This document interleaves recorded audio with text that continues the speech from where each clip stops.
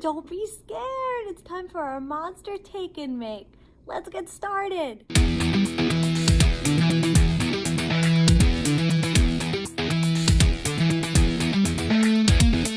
you love monsters? Well, if you love monsters, let me hear you say roar.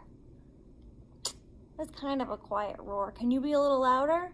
I want to really hear it. 1, 2, 3.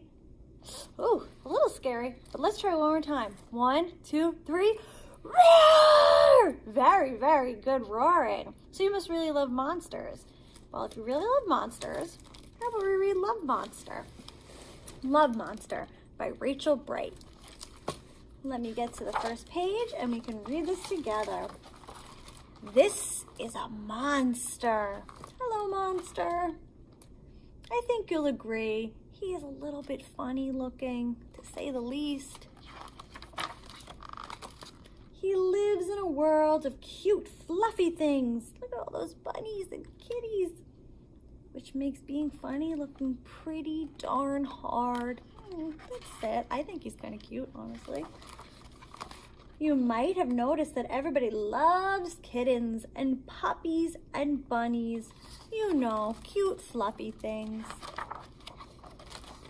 But nobody loves a slightly hairy, I suppose a bit googly-eyed monster. Poor monster. This might be enough to make a monster feel, well, a bit down in the dumps. But not being the moping around sort, he decided to set out and look for someone who would love him just the way he was, which is a very good idea. He looked high, he looked low, he looked middle-ish. I don't think he's having any luck. He looked inside and outside. More than once he thought that maybe, just maybe, he'd found what he was looking for. But as it turned out, things were never quite as they seemed. Yes, it would be fair to say that his search did not go well. And then it didn't go well some more. Oh no, after all that, he's stuck in the rain. It didn't go well for such a long time, in fact, that it began to get dark and scary and, well, not very nice. So the monster, having lost all his oomph, decided it was time to give up. Go home. Oh, that's sad. But in the blink of a googly eye, everything changed. I see some bunnies on the bus, but who's driving it? You see, sometimes when you least expect it, love finds you. And look at that.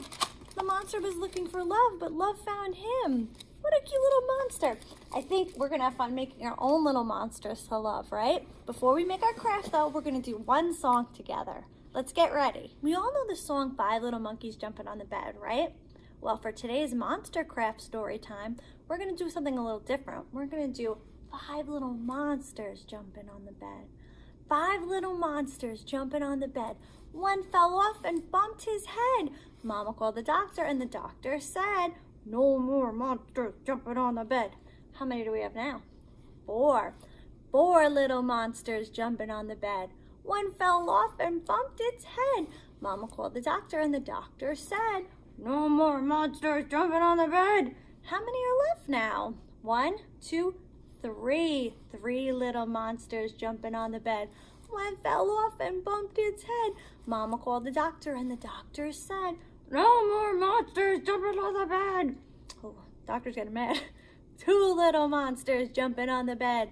One fell off and bumped its head. Mama called the doctor and the doctor said, "No more monsters jumping on the bed." 1 little monster jumping on the bed. He fell up and bumped his head. Mama called the doctor and the doctor said, "No more monsters jumping on the bed." Think Mama learned a lesson? I think now the best thing for them is to go to sleep. But before we go to sleep, how about we do our craft together? Okay guys, so you have your craft kit and you should have the following items in your craft kit. You should have a paper plate with the middle cut out. You should have a sheet of spooky eyes. You should have a little packet that should come with some tissue paper shapes and feathers. And you should have a straw. So the first thing we're going to need to do is you're going to need to take something that you like to color with. You can use crayons, markers, colored pencils, paint. I'm going to use paint. If you use paint, make sure you have newspaper down so you don't make a big mess. And what we're going to do is we're going to paint this or color it whatever way you want to color it. Like I said, I'm going to paint. So I have a paintbrush and some paint here. And bear with me guys, I'm going to paint this plate, and when it's all done we could start decorating.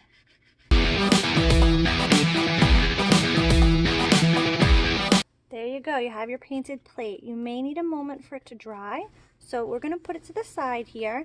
We're going to move on with our eyeballs, okay? So what you're going to do is you're going to pick out which eyes you like best.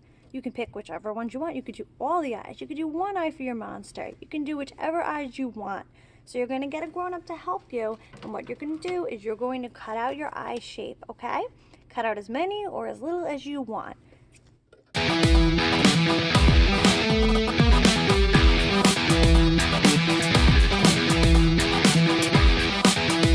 hopefully your plate is dry. I'm going to bring it back over here, and I realized that I forgot one of the most important things about our monster mouth craft, the monster teeth. That should be included in your kit as well. You're going to decorate your monster's face now, okay? So you can start with whatever you want, but I suggest saving the eyes and the teeth for last and decorating the monster's skin and fur. That's why we have all these little scaly little tissue paper circles. You're going to glue them all around, whatever way you choose. And you can glue these feathers on whichever way you choose. You may find that the feathers are a little tricky with the glue. If you're having trouble, I recommend using some tape, okay? So first thing we're going to do is we're going to take a glue stick and we're going to get to decorating.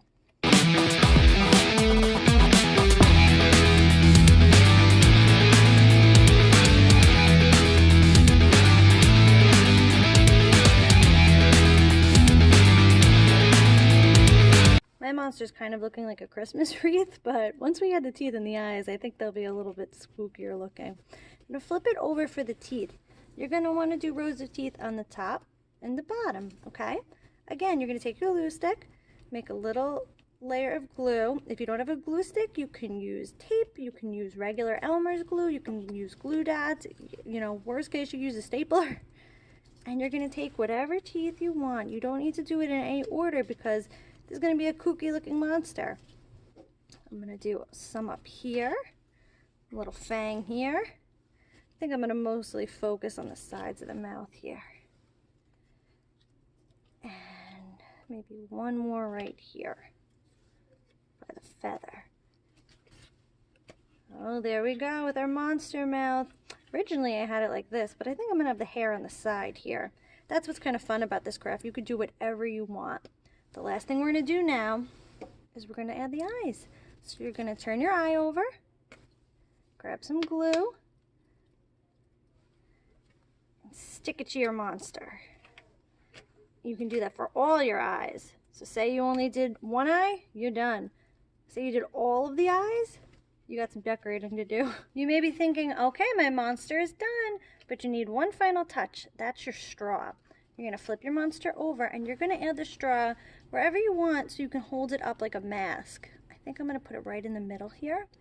Then if you want, you can use a glue stick. That's a little tricky though because it's round. So if you have tape handy, that would be even better. I'm going to take a piece of tape, stick it on here, grab my little straw, and there's my spooky monster. Ah! I hope that you had fun with this craft today, guys. We're going to have another one next week, and I hope to see you back here, okay? Boo!